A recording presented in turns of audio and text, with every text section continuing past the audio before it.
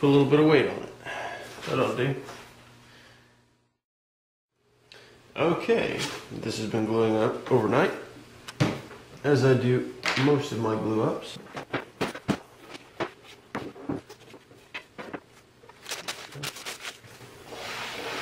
Yeah, so that is exactly what I want.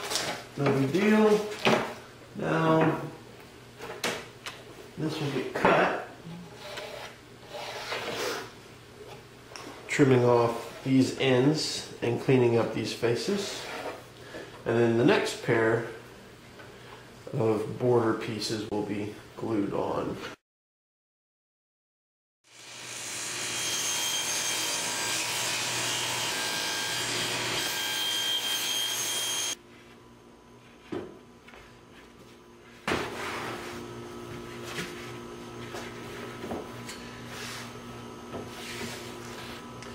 So this top piece is going to get glued to this core, and there's going to be maple edging that goes all the way around, and then mahogany base.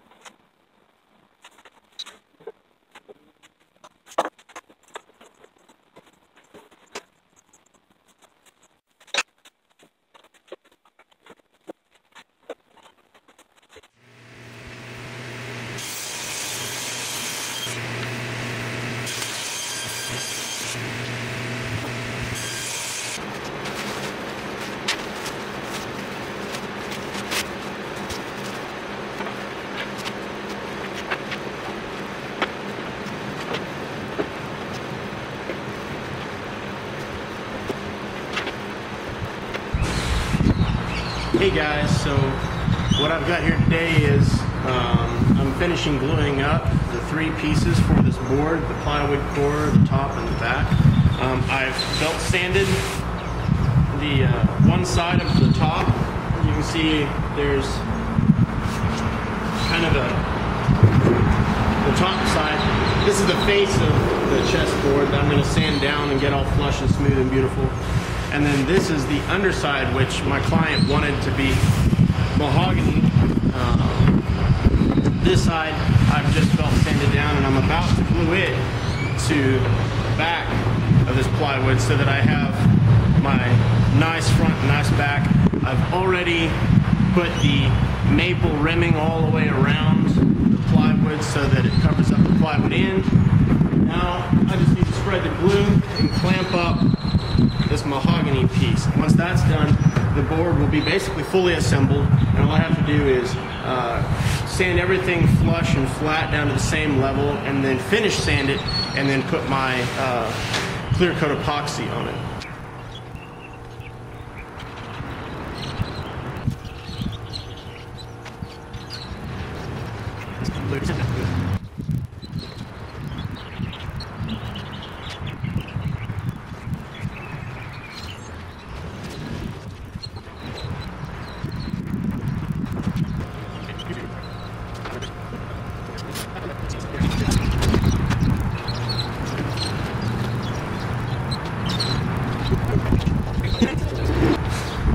It may not be pretty, but it's glued up. So now I just have to let it set, and whenever this dries up, all the clamps come off.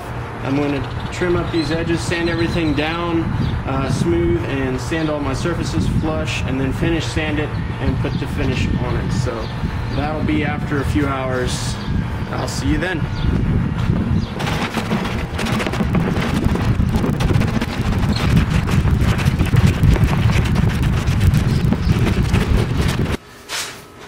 both sides laminated to the core.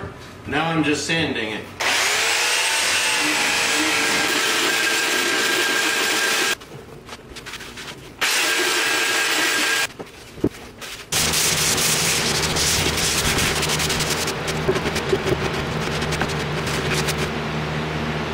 So after sanding it by hand, 220 grit, this is what I have.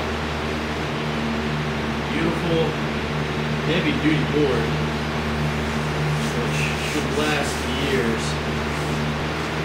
I'll be using a Parks Super Glaze pour-on finish. It's basically an epoxy. It's two-part. We have a part B and a part A. So I've got to figure out how much of this I'm going to need, and I'll go ahead and start the finishing process. Alright, so I picked this thing up, you know, after getting to the stage, and I just kind of go, wow, really? It's just so huge. I keep on getting overwhelmed by the size of this thing. I mean, I could hide behind it, you know? Anyway, it's about 25 pounds, I think. We'll find out whenever I go to ship it. Maybe I should weigh it before then.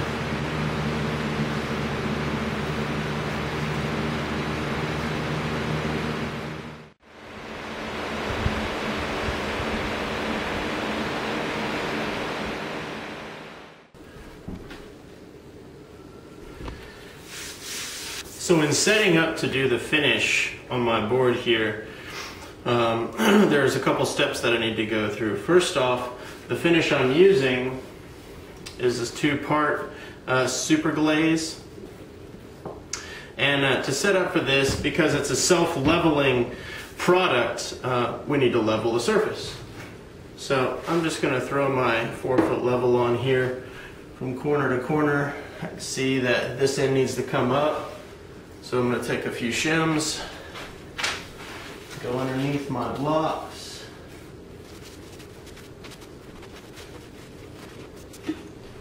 so I get it level all the way around. So I've got it leveled now. Now what I want to do is mix up my A and B part. Now the way they recommend this, you take two perfectly clean measuring cups, kind of like this, and you put the A part in one, the B part in the other. You measure out equal parts, and then you pour one into the other and mix them together. Then you pour them both into a clear one, and you mix them together for 3 minutes. A part of what I'm doing also in this is I want to test this finish to see if it causes bleeding on any of the different pen types. Here I have Sharpie and off-brand permanent markers and normal ballpoint pen ink, and then gel pen ink, and I want to put some of this finish on this board to see if it causes bleeding in any of these specific types.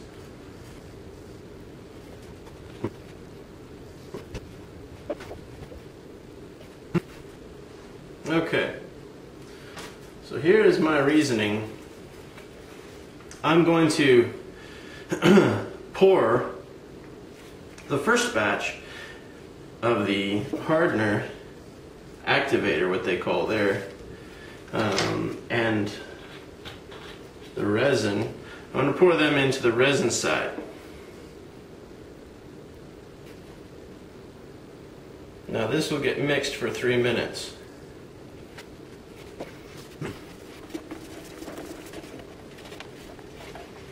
So it's been about 3 minutes. So now back into the container that had the activator or hardener, I'm going to pour the whole contents of the A part and the B part. Now, the reason I'm doing that is so that if anything, it gains more activator rather than watering it down with more resin. This will be the last mix that I do. And according to the instructions, I should do this for another 3 minutes. Now, some things that I have prepared waiting for use are a heat torch, propane torch. You could use a heating gun, you could use blow dryer. But basically, mixing this is going to impregnate the resin with bubbles, and those bubbles are going to need to be popped. And the way that they recommend doing that is by simply heating up and blowing off the bubbles of the surface with a heat gun or a torch. So, also, I have, though probably not the best brush, I have one of these simple foam brushes to spread the substance around, because I'm not going to be putting a super thick coating. As you can tell, for the surface area I have to cover, I have a relatively small amount of resin in this cup, and that's because I want to put a fairly thin coat on this whole thing.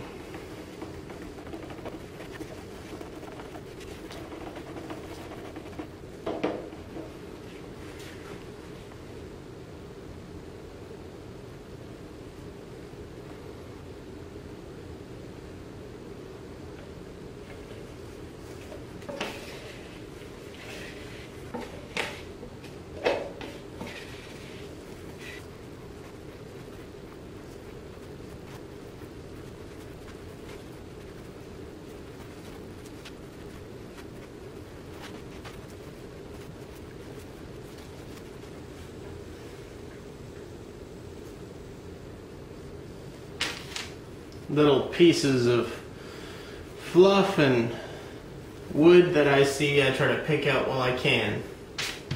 That's the nice thing about these self-leveling finishes like this, is that they really do allow you to do a lot.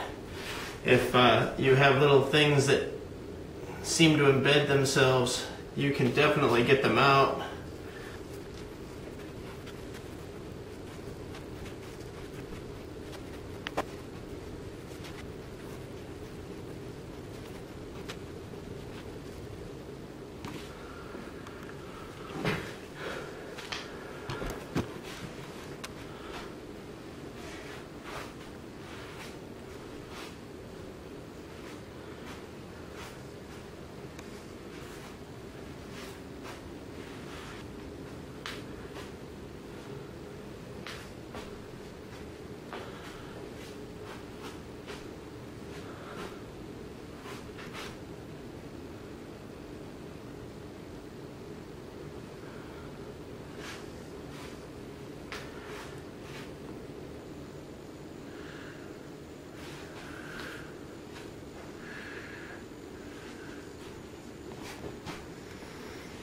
So now with the board completely coated on the face, I'm going to go ahead and flip it over and do the same thing to the back. It's nice and dry.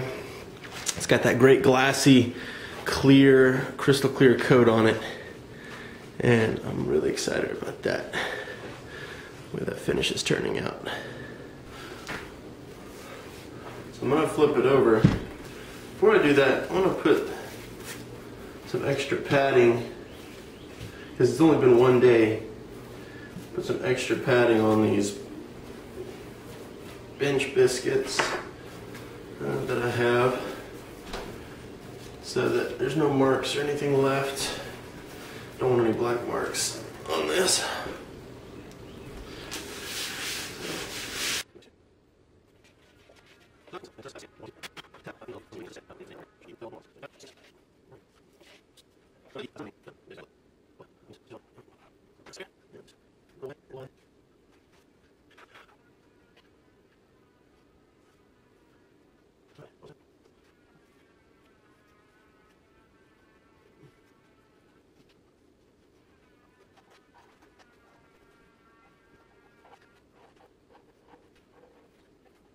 So to get rid of some of the bubbles, now you can use the torch lightly, or you can use a heat gun on medium. This is just mainly to pop the bubbles as they come to the surface. If you hold it onto the surface, obviously what you'll do is heat up the wood and just simply cause more bubbles, because it'll squeeze the grain of the wood and tighten it up, and that'll squeeze air out of the grain and into your finish, which we don't want that. So just kind of over the surface, you hit it a couple times. You have to hit the sides too. Pop anything that's maybe oozed over the corners.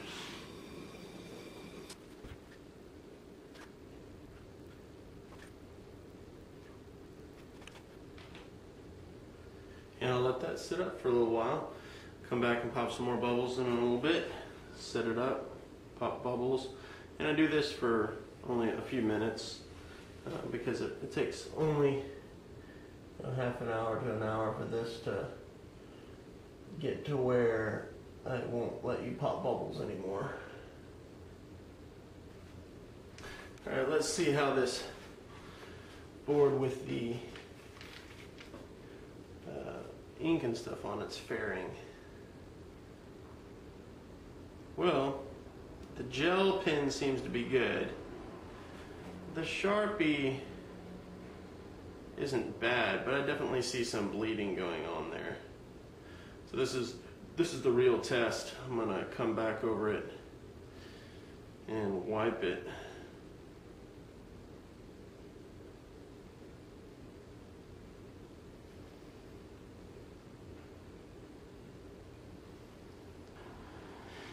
Yeah, I think the fine point permanent markers and the gel pens seem to be good. The Sharpie has a little bit of a tendency to bleed. I can see some blue starting to fuzz up the image a little bit.